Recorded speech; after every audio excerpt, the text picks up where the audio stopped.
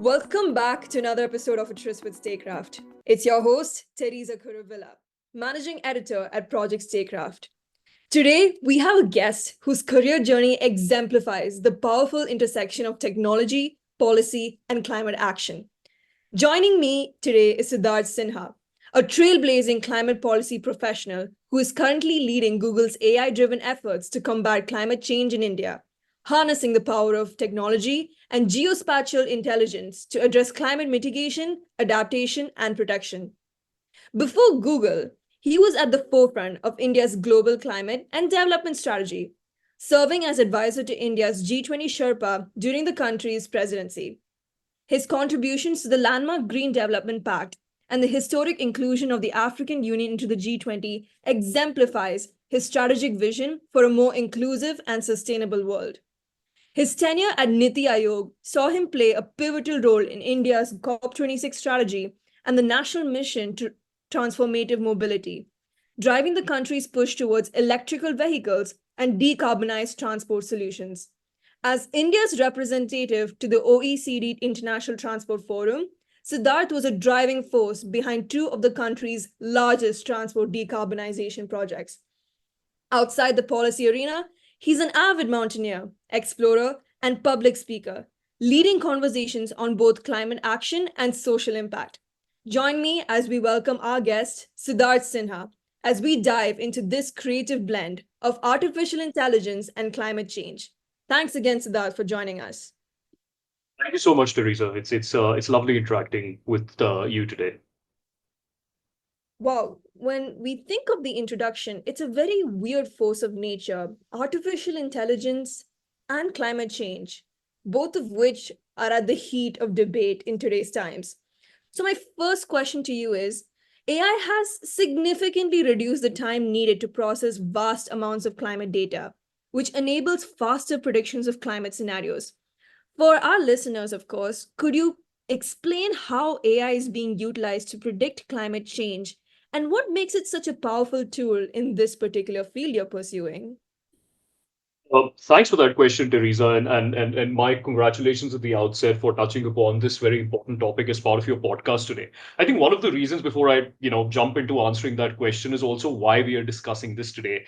The climate crisis, if one were to look at it over the past 50 years, about 2 million people have died across the world as a direct impact of climate change, and 90% of these people actually come from the global south. And studies actually indicate that over the next over the next 25 years, this number will actually be 6x higher, right? So in half the time, you have 6x more number of people. And these are just estimates. It's likely that the number is going to be much higher than that. Now, when it comes, so today we have a very unique opportunity because you see, when the world was industrializing back in the day and when emissions were at their peak, the world did not have the kind of technologies that it has today, everything from solar panels to AI to green hydrogen, right? So today, the countries, and especially the countries like India, we have a real opportunity to decarbonize, and this is where AI plays a big role. Um, you have to look at AI in three aspects of climate. This is climate adaptation, climate mitigation, and climate protection. These are the three areas where AI plays a very important role. And it is simply because today, with the vast amount of computing power and the insights that AI can generate for you, you're able to look at what's happened historically and what is likely to happen in the future. So today, for example, on the adaptation side, right, AI can help actually predicting floods. It can help predicting poor air quality, which is such a huge challenge in a country like India. On the mitigation side, it can actually help predict how emissions in a city have been changing, how built environments are becoming cooler or hotter, how what are the emissions that come out of industries. And on the protection side, AI actually very closely tracks how forestation changes, how tree canopies change. And that's so very fundamental because when you talk about extreme heat in cities or about deforestation, tracking how tree cover is changed plays a very important role.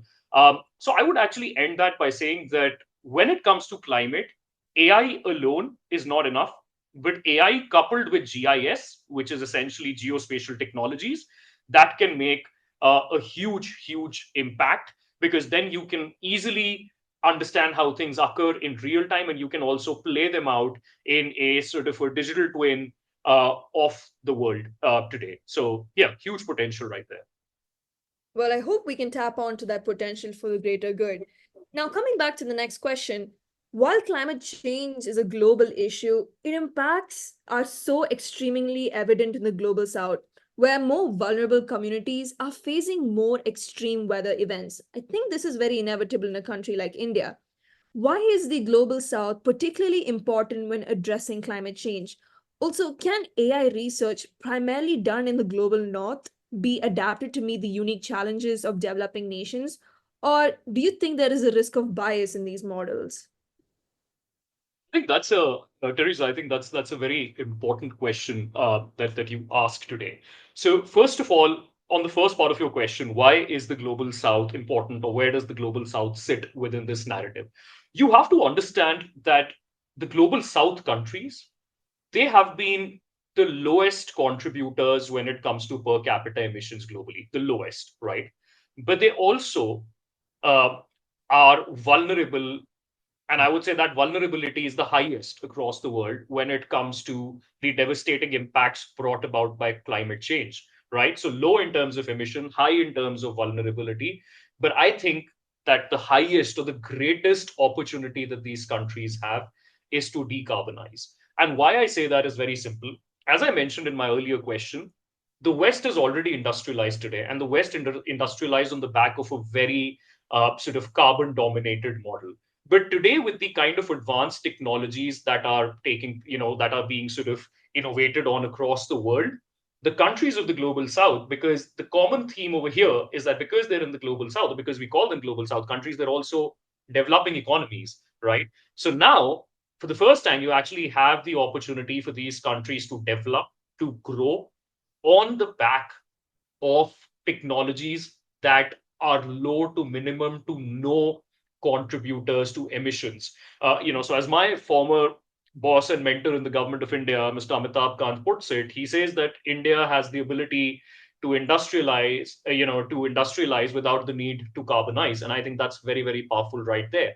And AI plays a role in all of this because it can really help bolster the decision making that is required in order to make these decisions. It has the ability to be a direct contributor to the technologies that are required today. For example, India, the Prime Minister recently launched the Pradhan Mantri Suryodaya Yojana, which is the Prime Minister's rooftop solar scheme.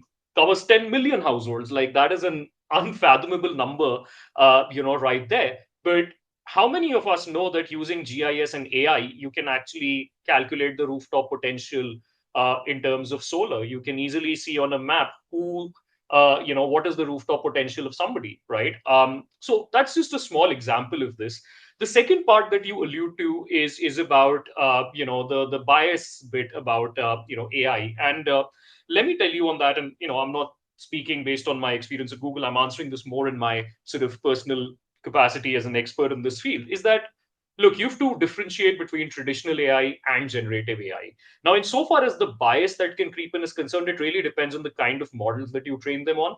But I can tell you one thing for certain: the biggest amounts of data and the biggest amounts of challenges actually exist in the global south. So actually, most of the technologies out there, they will actually not find a better test bed than a country in the global south. Because if they can crack these problems in India, if they can crack these problems in a country that is as hugely diverse, as hugely complex, as hugely promising as India, where there are so many different languages, there's so many different on ground situations, there's so many different kind of local environments, and different kinds of local climate that varies across the belt, and the local conditions, that if you can actually train your models here, if you can innovate in India, you can not just innovate in India for India, you can actually innovate in India for the global south, you can innovate in India for the world. So I do think that the future lies in these countries, and by training a lot of your data sets on the models in these countries, I think by default that bias which comes into climate discussions, that in itself can be avoided. There's truly a cesspool of talent in the global south, and I think leveraging AI to combat climate change is a very prominent step towards addressing these challenges that we have. So, understanding the various intricacies of artificial intelligence is also another great step. Now, while AI holds great potential of addressing climate issues, It also has its own respective costs, especially the energy and water required to power and cool data centers. What are your thoughts on the environmental impact of AI itself, and how do we balance its benefits with these challenges? Again, Teresa, I think that's a very valid question. We've seen that narrative coming in across. As somebody who's seen this field as an outsider, as an insider, the one thing that I can tell you is this. In the future, it will become, as AI becomes so very mainstreamed across different processes, right? Today, I would say anything that you look at, a lot of things actually by themselves have an element of AI included in them, whether it's generative AI, whether it's traditional AI, that's right there. On a lot of navigation apps on your phones, you actually have AI by default. It may not be Gen AI, but it is traditional AI for sure. So as and when AI keeps getting mainstreamed, it will actually become very difficult to start differentiating between the power consumption of AI and non-AI sort of compute workload. So I think that's one part of it. The second part of it is that I see a challenge more as an opportunity. You see a lot of tech companies globally, one of the things that they struggle with is, the procurement of clean energy. It is not the case that these companies are not making efforts to decarbonize. Everybody's trying that, and everybody's trying that very hard. But in order for you to balance out the increasing consumption that's been brought about by advancements in technology, it is also important to offset that. And you can actually offset that only when you have the ability and the wherewithal to be able to, and the availability of clean energy, to actually procure.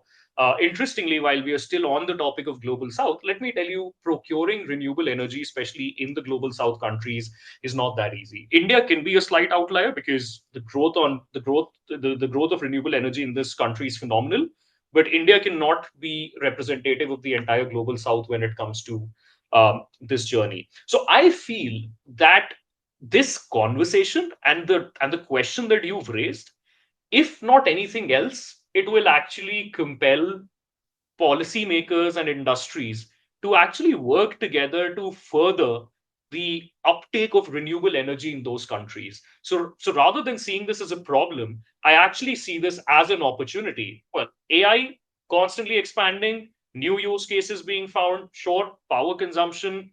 What do? You need more renewable energy. So you work with those countries to procure more renewable energy. As you procure more renewable energies, those countries also get inherently incentivized to produce more, reduce the barriers to production, reduce policy barriers, if any, when it comes to the procurement of that renewable energy. So yeah, I just feel that uh, overall, it actually presents an interesting opportunity if we were to look at it that way. Well, it is advised to see the glass half full, right? And it's really nice to know that you are embracing these threats that most people see as opportunities. Then again, there is no denying that India is a country of extremes. While we embrace the diversity of AI being embedded so seamlessly into our lives and also the climate change mitigation steps, India's also have a history of climate extremes. If you look at cities like Delhi, we're seeing the effects of climate change with rising temperatures, hazardous air quality, and frequent flooding.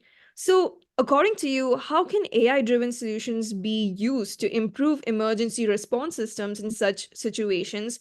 And who are the key players or stakeholders responsible for implementing these solutions?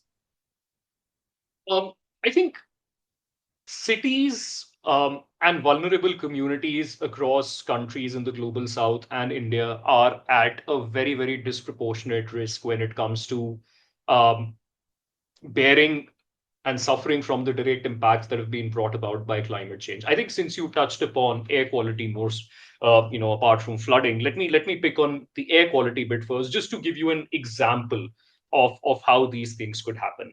Now, let's look at air quality and let's do a bit of a deep dive. I know that we have less time, but that's such an important issue that I want to touch upon it. Uh, I am in Delhi currently, and in Delhi there are studies that show people lose at least 12 years of their lives to the impacts of air pollution. And there was a global air quality study that was released a couple of months ago. I think you might have seen it, which says that 170,000 children in India died before they could reach the age of 5 years old as a result of the poor air quality. One of the problems is that actually data becomes so important when cities lack this data, targeted action is not really possible, right? You'd be surprised to know that 70% of the cities across global south countries don't even have air quality information to begin with. So first somebody has to bridge that gap, right? What bridges that gap? Technology. Now where does AI come into something like this? You have to understand that when we look at global south countries, you have cities which are struggling with their budgets, right? They have a limited amount of money to spend on very many things, and they have to prioritize certain things. So if it comes to, let's say, arranging more ICU beds in a hospital versus installing air quality sensors, I think it's an absolute it's an absolute no brainer that they would probably invest it in the ICU beds. So what that means is that you have got limited resources to spend on multiple things. So AI comes in because if you were to establish a system of hyperlocal air quality sensors in a city like Delhi, you don't have to install 180 sensors, right? You can just install a very few sensors, and by combining the information that you get with pressure conditions, wind direction, historical data, right, and various other data sources, you can actually predict where these pollution hotspots are, right? So what that means is rather than targeting the whole of Delhi, right, the policymakers know that if they've got a limited budget to spend, which are these specific problem statements or which are the specific hotspots that they need to basically address. So that is where essentially AI comes into the picture. So it's able to tell you where are the problematic places, and it's able to tell you that very accurately, and in some cases it can actually tell you that also at a very economical rate. Another example that I can give you is rooftops, right? I mean, you mentioned Delhi touching 50 degrees centigrade. We know that so many people across the northern part of India actually succumbed to the results of extreme heat. Now again, when it comes to city makers and if they have to decide what's the limited budget, do you know that satellite imagery can actually be, AI can run on top of satellite imagery to help you understand the albedo effect on rooftops, which means that if I have a limited budget to spend on to make people's house cooler, I can actually understand that which is an area where the rooftops will get inherently hotter, which means those houses will be very hot on the inside, but also B, where people with come from, let's say, not so good economic background actually live, because they will be the ones who are most vulnerable to this, right? And AI can actually help you do that. So, right, it can help you drive targeted action in a nutshell. Wow, while it's really disheartening to know that because of our ignorant actions, the climate change has been so predominantly embedded into our lives that the lifespan of human beings in the near future could be reduced because of the long-term impact. It is also heartening to know that such systems are in the process of being implemented and innovation solutions are being constructed as we speak to help mitigate the long-term impact of climate change. But that gives us hope as youth, we can look forward to individuals like yourself, Siddharth, who are working so selflessly towards this unique cause of blending AI and climate change. So, my last question, gosh, it is the last question as we conclude in this episode. Can you suggest three practical ways the youth can get involved in policymaking to promote this adoption of AI driven climate solutions by governments and institutions? And if you can you please share an instance of your own where you could implement this at someone who is at the peak of their youth? Um, Yeah, I think that's something super interesting because we constantly keep talking about the problems, rather than the solution. So I'm glad that you're touching upon something which is more sort of solution oriented. And I mean, AI is becoming big, but climate change is becoming a huge problem. And you might have, I mean, you know this better than I do, that there is a growing interest of people to get into the policy space. So I think my top three suggestions would be, and well, these are just top of the head, ideas that I can think of. But I think the first thing would be to make AI look cool. I think this is really important because, I mean, having spent uh, a lot of time in the government as well, so focused on using the solution, right? I mean, in reports, if you ask me, did I read some of them? I'll probably say less than 1%.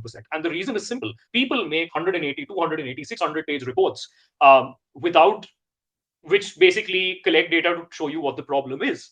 The government already knows what the problem is. You and I know what the problem is, right? Let's take air quality. Do you and I not know that air quality is a problem, right? So when you go to the government, make AI look cool, because take an AI driven solution in front of them. They already know what the problem is, focus on the solution, right? And that's where AI can look cool, right? That's where you can, take a departure from what's been happening and, take a solution to them for a change. The second part is that whatever insights you take to the government or to policy professionals or to multilateral agencies, right, make it or position it in a way that is actually useful for them, right? So they need to be able to see it in a way that they're able to take action.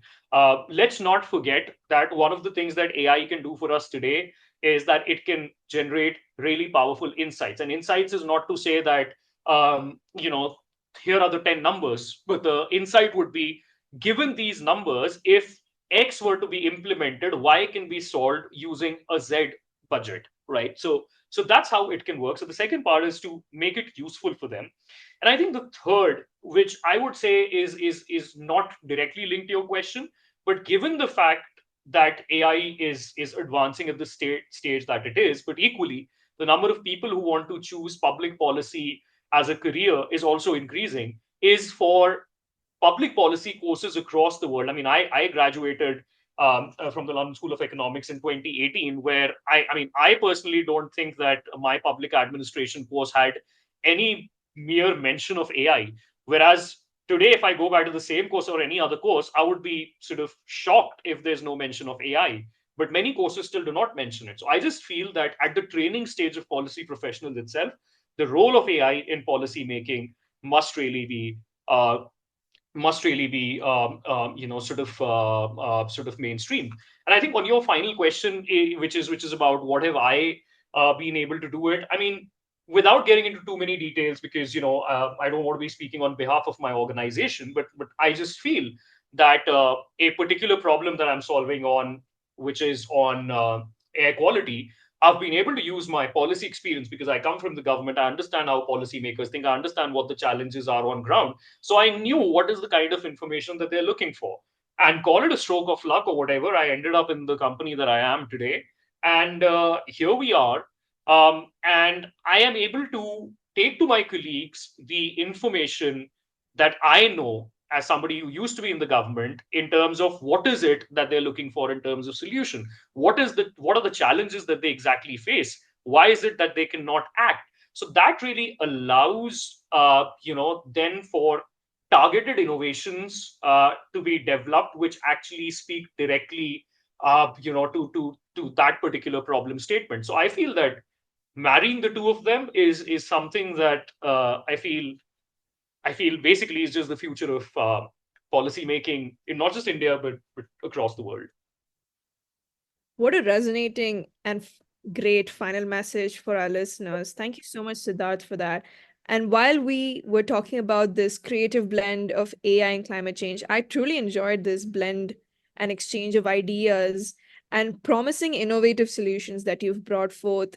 With that, we come to the end of this episode of A Tryst with Statecraft. Siddharth, I can't thank you enough for your time here at this recording. It was truly, truly insightful to know your contributions and how intricate these climate change solutions that you've proposed for the promising youth as we develop as the nation. The Global South, as I mentioned, is a melange of so many innovative solutions, and not to mention the promises that the Indian tech industry also holds with regard to leveraging AI and climate change. It gives us all the more hope as youth. And it's so incredible to look up to individuals like yourself who've also worked tremendously in securing these two goals. So while most industries have, dare I say, feared the rise of AI, it is truly, truly incredible to know that your field has been embracing it. And we sure do hope the solutions that you've spoken about today do come to the light and bring in the purpose that they are meant for in this world, and I can't thank you enough. Thank you again, Siddharth, for your time. Thank you. Thank you so much, Teresa. And actually, thank you for taking up the mantle of change when it comes to something as crucial, as critical, and as promising as the integration of AI and climate. Thank you. Thank you so much. The pleasure is all mine. All right, folks, until the next recording, I'm your host, Teresa Kuruvilla, signing off.